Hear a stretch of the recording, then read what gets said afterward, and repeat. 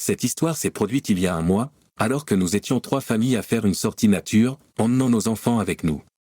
Nous étions amis depuis l'université et la plupart d'entre nous avions le même âge, à l'exception de 2 épouses plus jeunes que leur mari.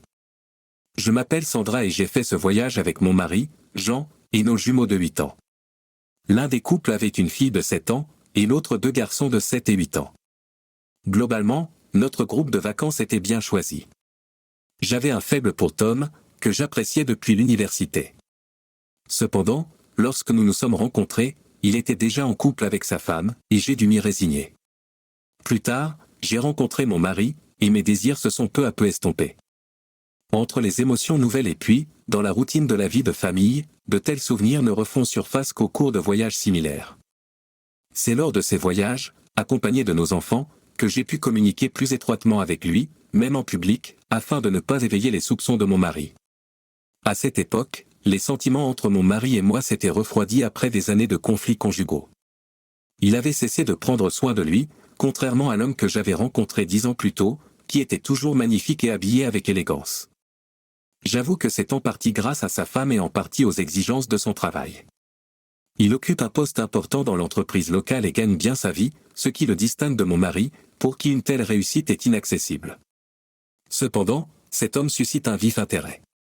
Le camping était assez grand, alors je n'ai manqué aucune occasion de flirter ou de discuter avec lui, même si j'essayais de le faire discrètement. Ce voyage a tout changé. À notre arrivée, nous avons installé nos tentes, comme c'est la coutume en vacances, commencé à faire griller la viande et savourer nos boissons. Les enfants jouaient à l'écart, enveloppés dans des couvertures pour ne pas se déranger. En état d'ivresse, à la lueur du feu de camp, le mari de mon ami d'université était encore plus séduisant que d'habitude, d'autant plus que nous avions tous beaucoup bu et que nous commencions à nous endormir sur place.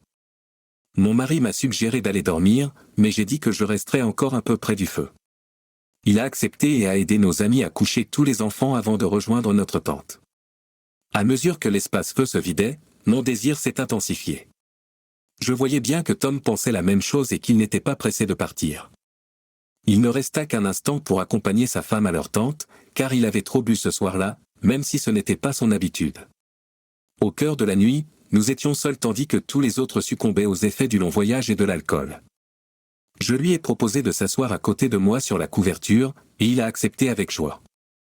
Il s'est mis à me complimenter, m'avouant qu'il avait rêvé de moi toute sa vie et que j'étais bien plus belle que sa femme. J'étais déjà sous le charme et prête à tout croire, d'autant plus qu'il m'avait toujours semblé attirant. J'ai simplement cédé. C'était une scène plutôt romantique dans la forêt, près du feu de camp. Cependant, cela n'a duré que le temps que nous ayons des témoins. Vincent, qui dormait paisiblement dans sa tente avec sa femme, est sorti pour répondre à un besoin. En s'approchant du feu, il a vu ce que nous faisions, a souri malicieusement et a continué son chemin. Nous ne lui avons pas adressé la parole. C'est une personne de confiance, nous étions donc sûrs qu'il ne le dirait à personne. Nous avons décidé de ne pas perdre de temps et avons continué notre chemin. Cependant, notre plaisir fut de courte durée, car peu après, Olivia sortit de son côté de la tente, probablement réveillée par son mari, et sortit prendre l'air. Olivia, impulsive, ne resta pas silencieuse. Elle eut au moins la bonne idée de ne pas crier et de ne pas réveiller nos enfants, et nous lui en fûmes reconnaissants. Bientôt, elle se précipita dans la tente et commença à murmurer quelque chose à mon mari à propos de cette liaison. Il se leva aussitôt, encore endormi et agacé d'être réveillé, ne comprenant visiblement pas la gravité de la situation. Pendant ce temps, Tom et moi avions déjà repris nos esprits. Olivia a poursuivi sa tirade après s'être assurée que mon mari était conscient. Elle a appelé Ina et a tenté de la tirer hors de la tente, mais ses efforts ont été vains. Elle était trop ivre pour réagir de manière cohérente aux tentatives de la réveiller. C'était peut-être mieux ainsi, nous pourrions tout lui expliquer plus clairement lorsqu'elle se réveillerait avec les idées claires. Quand mon mari a réalisé qu'Olivia ne mentait pas, il s'est immédiatement dirigé vers Tom et l'a frappé violemment au visage. Il m'a attrapé par les cheveux et m'a traîné dans la tente. Aucun de nous, les coupables, n'a tenté de justifier ses actes. Il était déjà clair que nous ne pouvions plus continuer à vivre comme avant. Je lui ai demandé doucement de ne pas me crier dessus pour ne pas réveiller les enfants. Il n'a pas crié, il s'est simplement assis à côté de moi, a enfoui sa tête dans ses mains et a commencé à parler. Il a énuméré mon adresse, diverses insultes et ses regrets pour toutes ces années gâchées. Je m'en fichais désormais, ce n'est qu'à présent que j'ai réalisé que j'avais essayé. Mais j'aurais dû le faire bien plus tôt, quand Tom et sa future femme commençaient à sortir ensemble.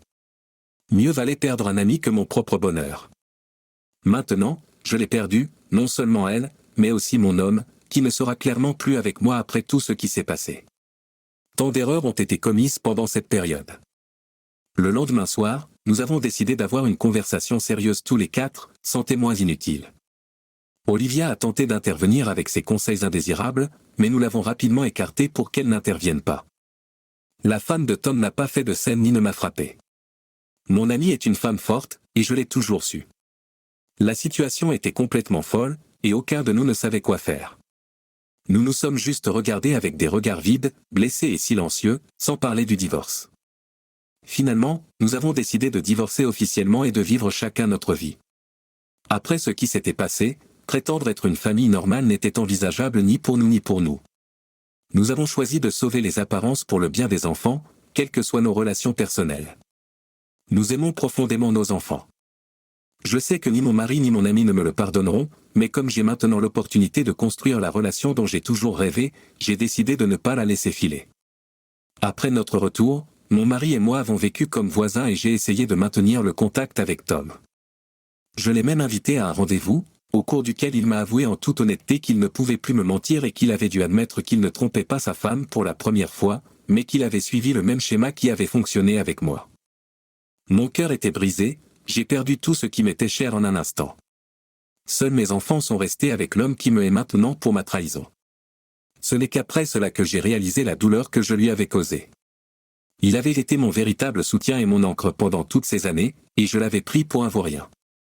Ce jour-là, je suis rentré chez moi et, en larmes, j'ai supplié mon mari de me pardonner ce qui s'était passé entre nous.